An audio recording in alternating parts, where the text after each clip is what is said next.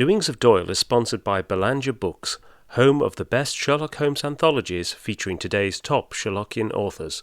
Belanger Books is the only authorised publisher of Solar Pond's mysteries, continuing the Sherlock Holmes legacy into the 21st century. Visit them today at belangerbooks.com.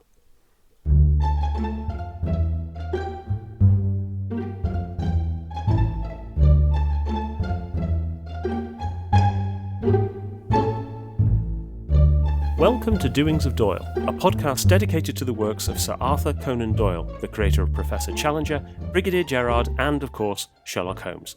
I'm Mark Jones. And I'm Paul Chapman, and together we'll be exploring Doyle's eclectic bibliography to understand more about the great man's life and work. We'll be discussing his fiction and non-fiction, the well-known and the obscure. And stopping by Baker Street along the way. You can find out more at doingsofdoyle.com or follow us at Doings of Doyle on Twitter. Hello and welcome to episode 28. This time we travel to Regency Britain, where a French master spy is about to attempt some fancy diplomatic footwork in a Foreign Office romance from 1894. And here's Paul to introduce the story. By October 1801, Britain and France have been at war for almost 10 years, but stalemate and war weariness demands a break in hostilities, which was promised in the shape of an accord later known as the Preliminaries of Amiens.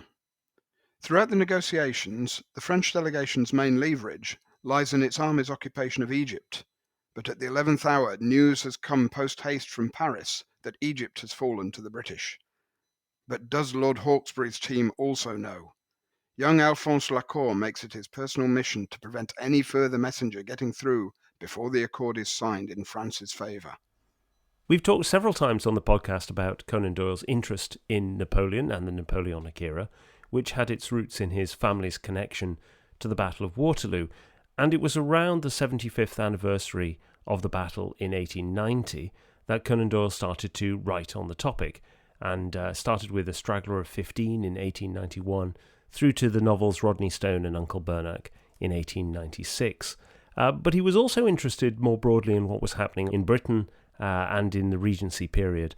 And in the summer-autumn of 1894, his mind had really turned to writing a play about the Regency period that he was working on with his brother-in-law Willie Hornung, the creator of the character Raffles.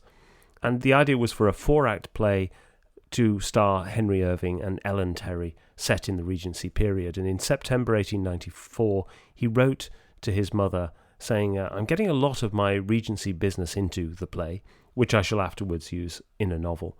Irving as a buck will be great. Now, that play didn't materialise immediately, but the research for it found its way into the novel Rodney Stone, which was serialised in The Strand in 1896, and it subsequently reached the stage as The House of Temperley in 1909, almost bankrupting Conan Doyle in the process, prompting him to write The Speckled Band play as a way of recouping his losses. But it would seem likely that it was around the research for this Regency play that Conan Doyle hit upon the fundamental idea for a Foreign Office romance. At the same time, that same period of time, Conan Doyle was working on what became the first of the series of Brigadier Gerard stories, The Medal of Brigadier Gerard, which Conan Doyle previewed to audiences on his American lecture tour in October-November 1894.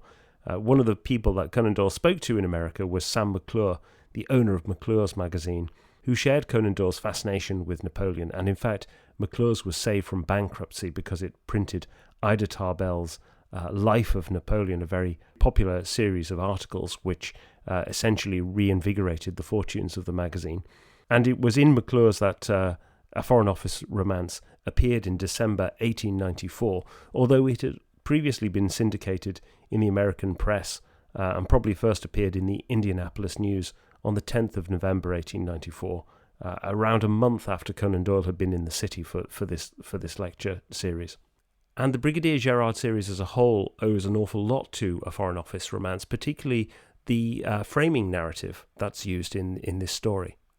Yes, Conan Doyle starts A Foreign Office romance with the figure of Alphonse Lacour telling his story from the Café de Provence in Paris, where he's obviously presented as a bit of an old bore who sits in the cafe, and this is in the late 1840s, early 1850s, telling the stories of the glory days of his youth to anyone who will listen, and presumably probably anyone who will buy him a drink. Yes. In return for his stories.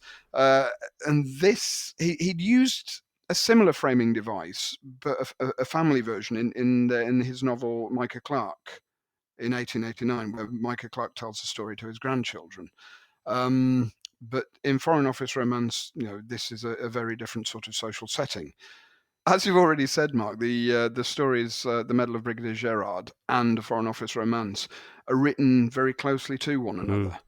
And it's interesting to speculate as to whether Conan Doyle was thinking of using Alphonse Lecour as a series character, and then came up with Brigadier Gerard at a similar time, and was possibly totting up in his own mind, which one shall I use?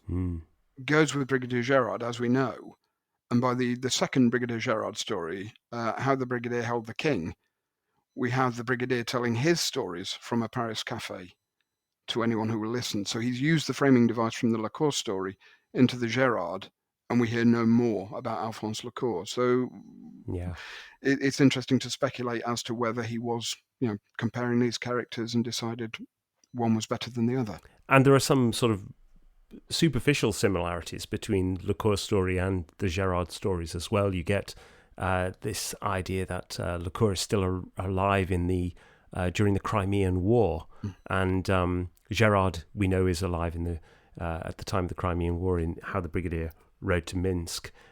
You also have this idea we'll come on to later about Lecour's tall story of Napoleon's escape from Sant'Elino, which we'll get to, and also the little things like Lecour does the whole phrase courage at one point, and also this fight in the cab, which is something that gets picked up, transplanted almost immediately into a much more violent version in How the Brigadier held the king. But you also get, I think, another thing, which is this notion of the difference between the English and the French national characters, and it's an odd thing on first reading that a Foreign Office romance should be a Frenchman narrating the story to an Englishman. But it makes sense if part of the reason for doing that is to be able to draw out these differences in national character. So you have, for example, a dig at the English, whether very quickly the climate of Monsieur's country is, it must be confessed, detestable. But you also get the moment where Lecour hears that Egypt has fallen and he has seen crying next to his master. And he says, "You English misjudge us when you think that because we show emotions which you conceal, that we are therefore of a weak and womanly nature. You cannot read your histories and believe that." And this is the kind of comparisons of Britain and France that you get repeatedly in the Gerard stories, and particularly in those first two Gerard tales that we covered in episode 15, I think it was. And it's fascinating as well that at this particular period, we're talking mid-1890s, Franco-British relations were a bit rocky. They were going to get even worse throughout the 1890s and would culminate in the Fashoda incident in North Africa. But that Conan Doyle has chosen to make his hero a Frenchman, both in Foreign Office Romance and then obviously with Brigadier Gerard. And he was a long-time Francophile, and a lot of this did come from his mother, who had been educated in France, in Normandy at Les Andelys, which we discussed in episode 22 on the Lord of Châteaunois.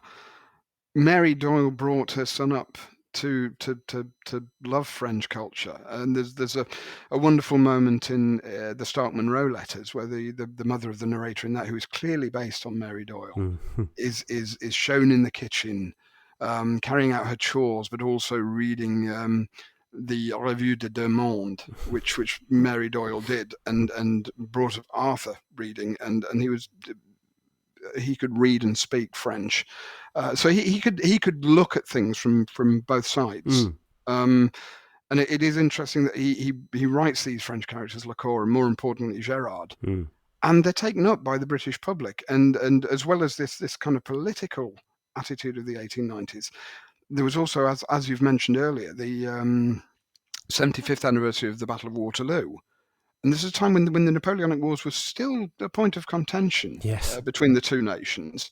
And a great number of British writers on Napoleon were still referring to him as Buonaparte rather than Bonaparte, to emphasize his Italian origins and how he's a fake as a great French hero. So in the midst of all this, Conan Doyle gets away with writing stories about French heroes. Yeah.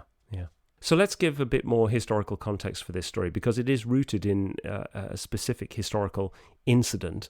Britain and France had been at war for just under a decade, and the countries were both experiencing the difficulties of that prolonged period of conflict. In Britain, William Pitt had just fallen as Prime Minister, replaced by Henry Addington, and with Addington came a bit more of a stronger mandate to seek a temporary peace. I think many people thought it was only ever going to be temporary.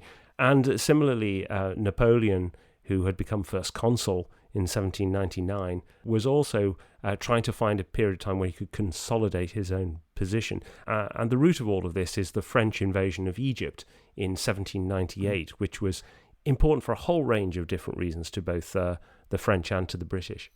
Yeah, French involvement in Egypt at this period is a particularly fascinating topic. It's often thought of as being Napoleon Bonaparte's project, because he led it and was very enthusiastic about it to begin with. But the origins of it really lie in the great French diplomat Charles-Maurice de Talleyrand-Périgord, who was one of the great political survivors of the revolutionary Napoleonic period, one of the great political operators. He was sort of like this period's version of Cardinal Richelieu, which is quite fitting, because he'd originally trained as a priest and had at one point become Bishop of Autun, then retired from that and found a place in the revolutionary political setup. By 1797, he'd been appointed foreign minister, and it's in that year that the origins of the invasion of Egypt lie. In a talk which Talleyrand gave to the Institute of France for the Sciences and the Arts on the 3rd of July, in which he extolled the advantages to France gaining eastern colonies, and he cast his beady eye particularly at Egypt. And one of the main reasons for Egypt was to almost get one over on Britain, essentially. The French had a strong hold on the western end of the Mediterranean. Egypt would give them a stronghold on the eastern end. And so he encouraged the idea of France taking over Egypt. And it was also seen as a stepping stone to a possible French overland invasion of India in the future. And India is a primary concern for Britain at this point. And then in February 1798, Napoleon takes up the mantle and decides that to push for this invasion of Egypt along very much the same sort of lines that Talleyrand had been talking about almost a year previously. Yes, it's the two great minds coincide, and so the thing becomes a reality. And Napoleon leaves France on the 19th of May 1798 with a force to take over Egypt, but he also takes with him a group of savants, of scholars, writers and artists. And basically this invasion of Egypt also sees the birth of Egyptology alongside the military expedition. And on the way to Egypt, the French force also captured Malta from the Knights of St. John, so that to give them another strategic advantage, so that if they take Egypt, they've got the western end of the Mediterranean, the middle of the Mediterranean, and the eastern end, which is really going to worry the British. And they got very lucky on the way to Egypt, because I think they managed to evade the British Navy several times. Yes, which was sent somewhat in the wrong direction, and then eventually caught up with them. Yeah, they made up for it later. Yeah. So the French land in Egypt on 2nd of July 1798, captured Alexandria, moved towards Cairo, and encounter the Mamelukes, who ran Egypt on behalf of the Ottoman Empire, who were the real overlords of Egypt. And this is on the 21st of July. The French forces fight the Mamluks at the so-called Battle of the Pyramids, Mm. and win a great victory and essentially take charge of Egypt. But this doesn't last for long, No. because 1st and 2nd of August there is the Battle of the Nile, or the Battle of Abukir Bay, which is a naval engagement when the British fleet have caught up, and Nelson is in command, and basically they destroy the French fleet in Abukir Bay, and the French army is marooned in Egypt. So they have to make the best of it. Yes. So after basing themselves in Cairo, the French then decide to push on into Syria, which is in 1799. That's a bit of a disaster. They win the odd victory here and there, but they're beset by plague and loss of men on a huge scale, and are forced to go back into Egypt. By this time, things are going badly in Europe for France, as well as the formation of the second coalition with Britain, Austria, Russia. Bonaparte is beginning to get itchy feet. And basically, and not for the first time in his life, abandons his army Yes. to go back to Europe, leaving General Kleber in command. Kleber's a competent commander, wins and fights the Battle of Heliopolis against the Turks and the British, but is then assassinated by an Islamic fanatic. Yes. And replaced by General Menou, who isn't quite the man that Kleber was. Yeah. And it's the beginning of the end in Egypt for the French. The British re-invade in a force led by General Abercrombie, and by August 1800, the French have lost Egypt. Yeah. But news is slow in getting back to Europe of this defeat, and this is where the Foreign Office romance begins. And into this febrile political moment, Conan Doyle throws in this fictional character of Alphonse Lecour. And Lecour, well, it's interesting to muse on where Conan Doyle gets the name Lecour from. I mean, obviously, there's the heart, which very much sort of symbolizes what Lecour and indeed Gerard would be in comparison to somebody like Sherlock Holmes, who's much more the brain. But also, I do wonder if the name Lecour comes from the fantastically named Coco Lecour, who was the successor of Eugène Francois Vidocq at the Sûreté. Vidocq was regarded as the sort of father of modern criminology, and of course was working at the time of Napoleon, was set up the Sûreté around 1811. And his work inspired people like Victor Hugo and Balzac, and also Edgar Allan Poe. And there's a reference to Vidocq in The Murders of the Rue Morgue, where it said, Vidocq was a good guesser and a persevering man, but without educated thought he erred continually by the very intensity of his investigations, which you then get in Study in Scholarly. You get Lecoq, who's a miserable bungler, who's a mixture of both Vidocq and Vidocq's successor, Coco Lecour. So I wonder if Lecour comes perhaps from is a callback to that possible source. But you were also thinking, Paul, that on the nature of Lecour and who this character might be, because he's not your ordinary spy, is he? No, this is the thing about this character is he does have this heart and this Gallic impetuousness about him, but he is also presented as a bit of an intellectual. He's someone who gives us the idea he would have stayed out in Egypt, but once Kleber is assassinated and Menou takes over, Lacour is very dismissive. Lacour, while he's out in Egypt, has been working on a translation of the Quran, and takes himself very seriously on this issue, and has thought of converting to Islam. And he likes the Islamic attitude towards wives, but dislikes the Islamic attitude towards wine. Yes. And he might have had disagreements with Menou on this front as well, because Menou was the only French general who actually converted to Islam. Oh, really? During the Egyptian campaign, and actually added to his birth names the name Abdallah. Wow. When he converted.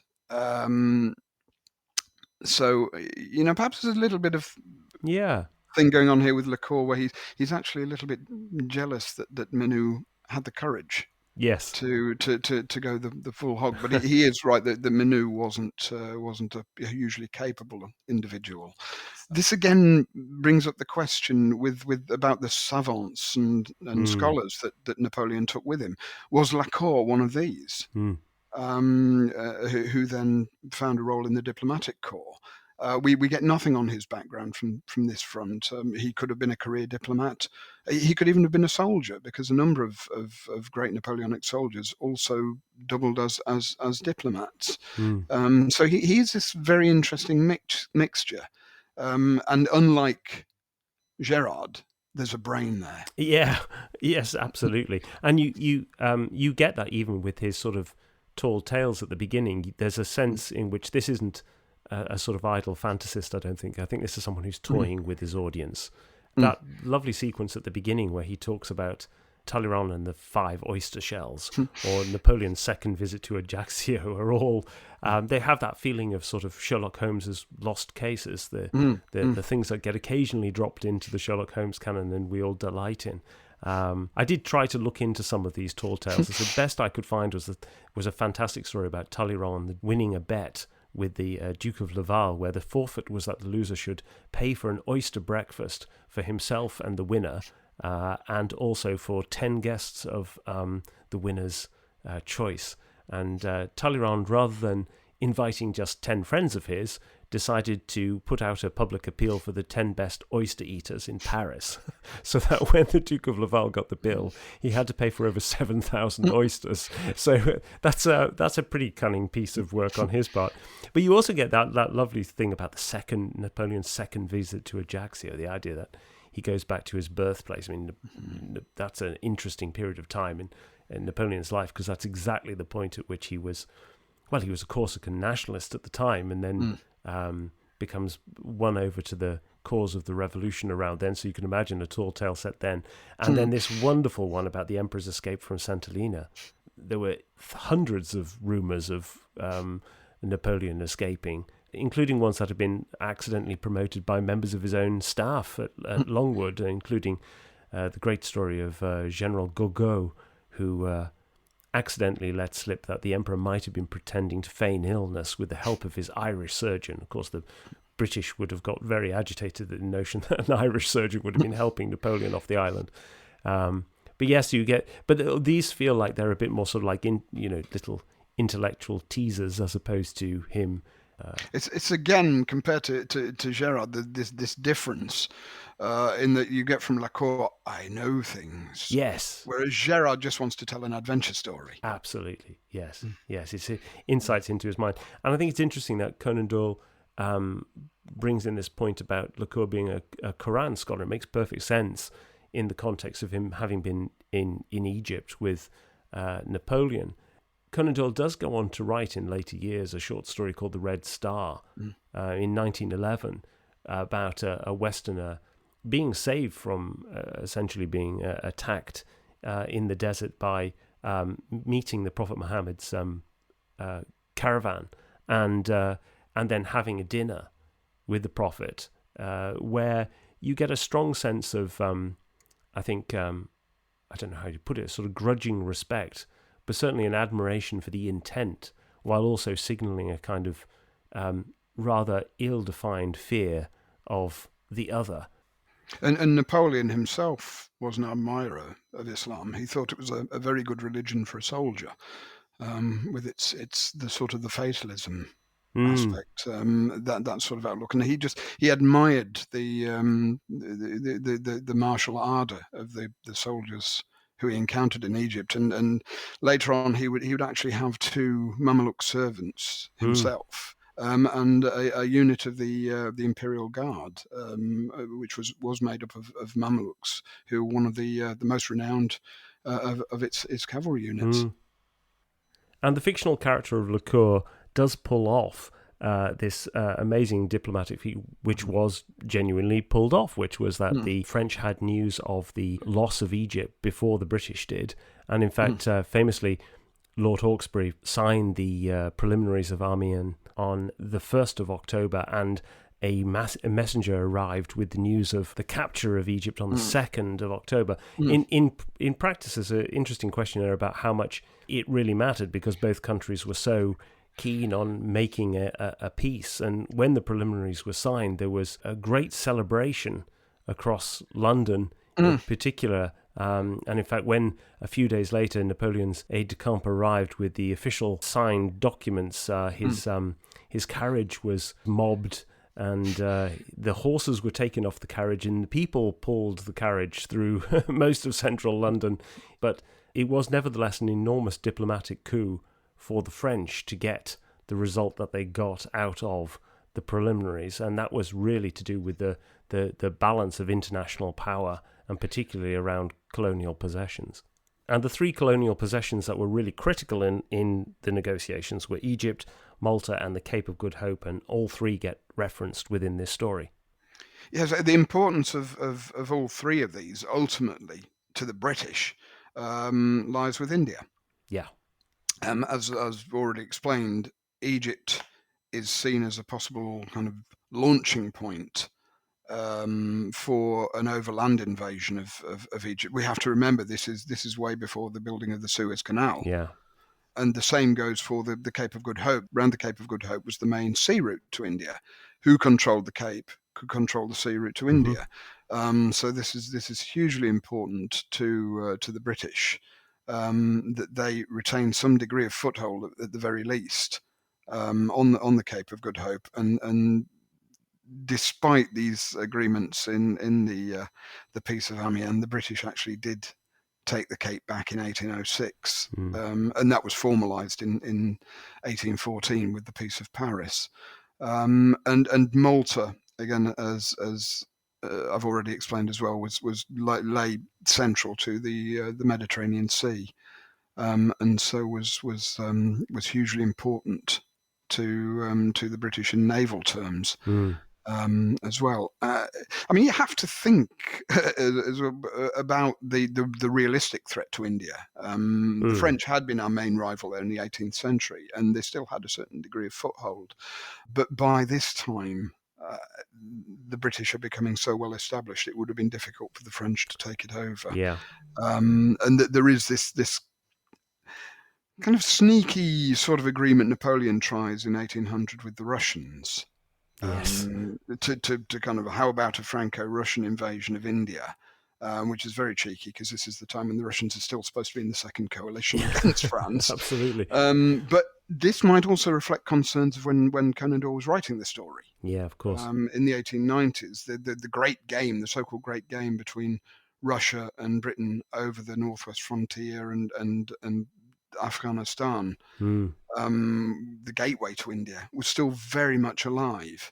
And there were worries, again alluding back to the diplomatic problems between France and Britain in the 1890s, that the French could be colluding with the Russians on this. And this comes across in one of the most famous pieces of fiction, Rudyard Kipling's Kim, which is written 6 or 7 years after Foreign Office Romance, where the spies who Kim is out to track are a mix of French and Russian agents. And it's funny you should mention Cape of Good Hope in this, because the French diplomatist in A Foreign Office Romance is Louis-Guillaume Otto, who was a German-French diplomat who studied modern languages and was in North America at the time of the signing of the U.S. Constitution, and wrote his account of the negotiations around that, which is still studied to this day. He didn't actually write memoirs for the later period of his life that covers this period, but he may well have had a reputation of being a slightly sneaky customer, in that in early 1801 he'd secured passports from the British Admiralty for French discovery ships to go to New Holland, what's now called Australia. And there was a lot of criticism in the Quarterly Review, one of the principal organs of the establishment at the time, that these passports had been obtained under false pretenses, and that actually the discovery ships were intent on scoping Australia as a potential military establishment. And while we're on the subject of underhand means, There's an interesting aspect to this story that it could be seen as a prototype spy story. I mean, the spy genre was emerging in the 1890s, really cemented with Erskine Childer's The Riddle of the Sands in 1903. But Conan Doyle had already sort of experimented with ideas around spies and diplomatic incidents with things like, in the Sherlock Holmes stories, you've got his diplomatic stories, then the naval treaty, the second stain, and you've got the Bruce Partington plans much later. But in wider fiction, you have Le Queux's work, The Great War in England, in 1897, which came out in 1894 in Answers, in which a spy uses his friendship with a Foreign Office member of staff to gain access to a secret treaty, something very similar to the naval treaty. And you've also got Le Queux's The Secrets of the Foreign Office in 1903, which came out just before the second stain. And, there was a great deal of interest, particularly post-1900, in the threat of spies on British soil. But espionage was very much a topic of the day around the time that Conan Doyle was writing a Foreign Office romance, in that the Dreyfus affair was starting to kick off in France, which has elements of not only espionage but also treason and anti-Semitism. Became this massively important political incident in France that Conan Doyle watched very, very closely. And also in this mode, you get things like Baroness Orczy's The Scarlet Pimpernel, another sort of espionage tale, but this time of a British agent operating on French soil, which came out in 1905. So, it's interesting to put a Foreign Office romance into the context of those early spy stories, in which this could be seen as one of those cases. And again, it's one where you wonder if he was thinking of turning Lacour into a serious character. And this again with the whole spy genre, you have got, as you say, with Le Queux and people like him writing these novels. But in 1900, in Pearson's magazine, Fred M. White wrote a series entitled The Romance of the Secret Service Fund, which had a continual series character, Newton Moore, the famous Secret Service agent, who is taking the kind of the Sherlock Holmes model of a series character and putting him in a different adventure in each issue, and moving it into that sort of world. And obviously Orczy did this with novels, with the Scarlet Pimpernel and a whole series. And later on, you got, and presumably very inspired by Orczy and the Scarlet Pimpernel, was Dennis Wheatley, from the 1950s to the 1970s, did his series of Revolutionary War, Napoleonic spy diplomatic stories with Roger Brooke. Yeah, and Newton Moore setting up the tradition of detectives and spies that sound like train stations. Yes. One of the things I really like about this story is how rooted it is in Regency, in the Regency period as well. I mean, we know Conan Doyle was fascinated by this period, and this is really his first foray into writing characters and this setting, as much as he was thinking about the play that would become the novel that would become the play that is Rodney Stone and the House of Temperley. But aside from those, he wrote how the King held the Brigadier in England, both of which are set around about 1810. He writes a tale, an impression of the Regency in 1900, which is much more a sort of character piece on the Prince Regent himself. And then right at the end of his life, he wrote a lovely short story called The End of Devil Hawker, which is about a clubland scandal. When you get those Regency clubs written into a Foreign Office romance, there's the wonderful moment where Lacour is concerned that the British may have got news of what has happened in Egypt, and so he goes to all of the hot spots to hear if there is any gossip on the ground. And he says, I set forth, therefore, towards evening. I wandered here and wandered there. I was in the fencing rooms of Monsieur Angelo, and in the salon de boxe of Monsieur Jackson, and in the club of Brooks, and in the lobby of the Chamber of Deputies, but nowhere did I hear any news. And those are all genuine places. The fencing rooms of Monsieur Angelo is a reference to the Angelo's School of Arms, which was a fencing school set up in Soho. actually set up by Domenico Angelo in 1758, who wrote a sort of key textbook on the art of fencing, but by this time had been taken over by his son Henry Angelo, who had turned it into a kind of club for the fancy, for the gentlemen of the day who were keen on betting and boxing. And Angelo had created this kind of club-like atmosphere for his venue in Soho, and gentlemen could pay a subscription, and they could attend and witness fights, but they could also take part themselves and fight against some of the professional swordsmen of the day.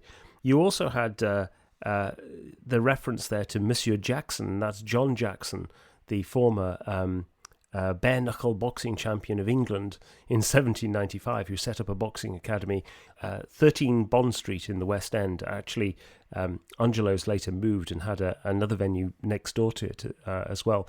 Actually, Jackson's boxing club was set up a little later than this story is set. It's set up in 1803, but one of its principal customers was Lord Byron, who apparently took boxing lessons from John Jackson himself. But John Jackson went on to form a fantastic organisation called the Pugilistic Club in 1814, which was a kind of forerunner of the Boxing Commission and would organise prize fights.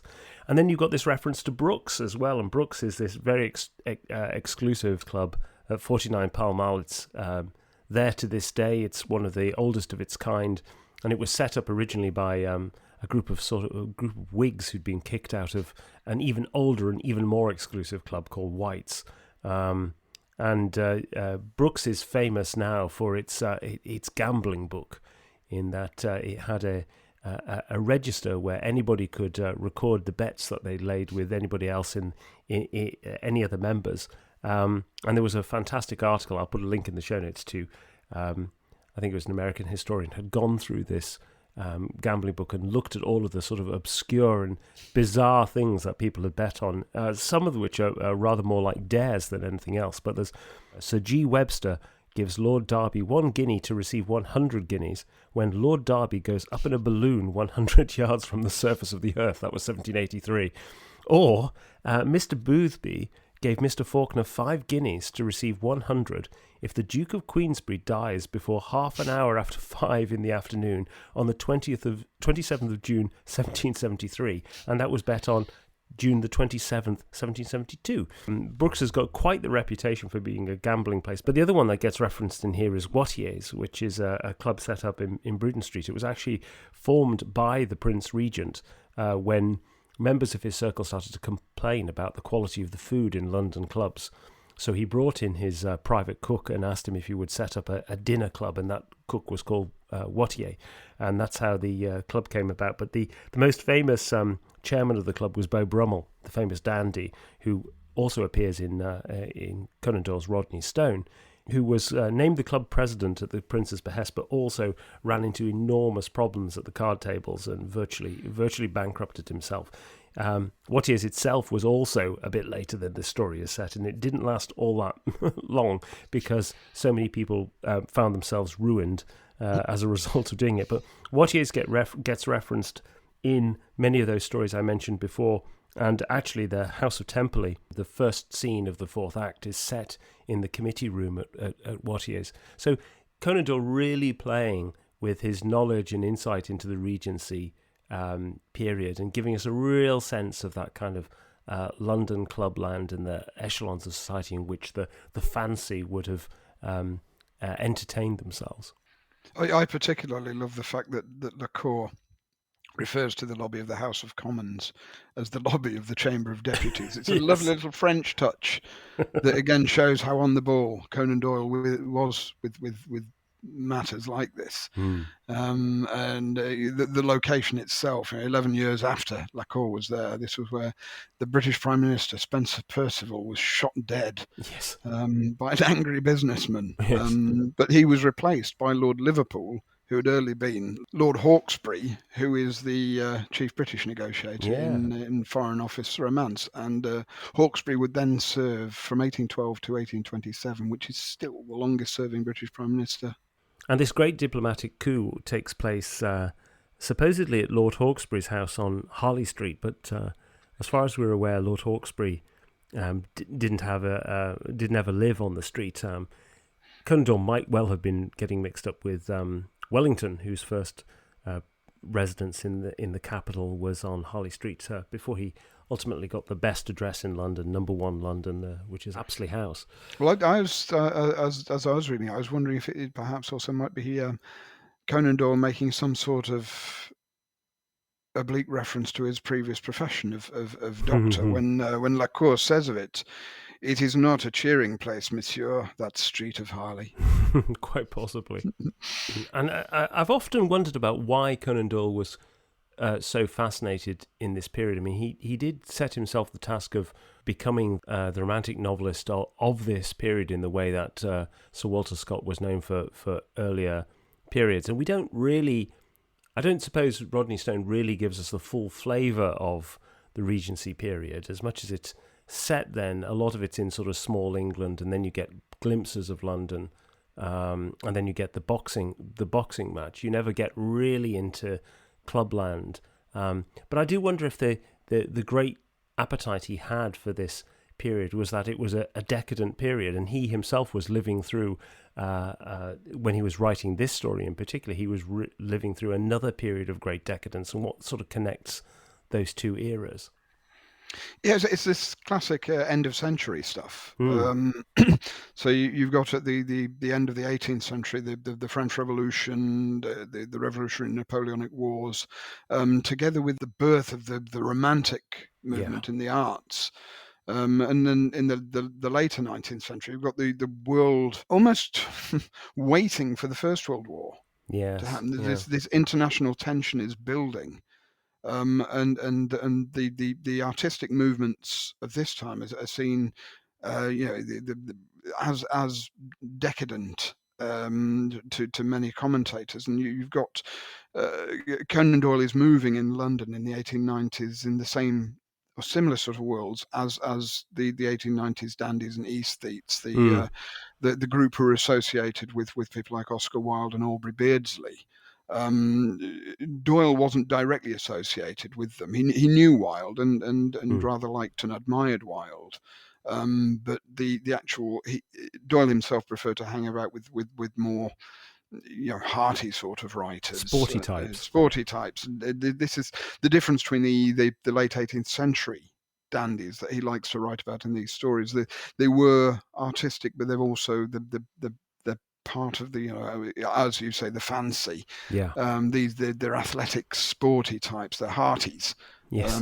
Whereas as the 1890s aesthetes deliberately rejected that sort of world. But it is interesting. I've also been reading Rodney Stone that the character of Charles Tregellis is actually there's something of Oscar Wilde about him, in physically and in his character, but he's kind of Oscar Wilde with a touch for the world of the hearties as well. Yes, yeah, and I think you get when Conan Doyle does revisit this in at other times, it's often around the boxing stories as well. It's much more around sport and indeed gambling. I mean, that's the other thing that I think Conan Doyle really latches onto here is gambling. It's interesting that Lacour should use the ruse of a bet to get the British messenger into the cab and to keep him there, which is obviously in the next Gerard tale we get it's all settled on a bet as well, and it's a running theme that Gerard will comment on the British obsession with sport over even getting their armies in fit condition. How to go to the heart of an English gentleman. Indeed, absolutely.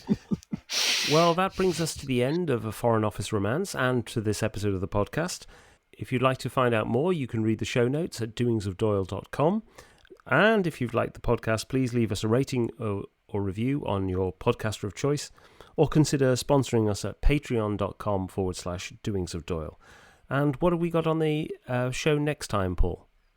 Next time we go right back to the beginning of Conan Doyle's career and look at his first published story, The Mystery of Sasassa Valley, which appeared in Chambers' journal for September 1879. Yeah, so back to the origins. Wonderful. Looking forward to that one. So until then, it's goodbye from me. And goodbye from me. Goodbye.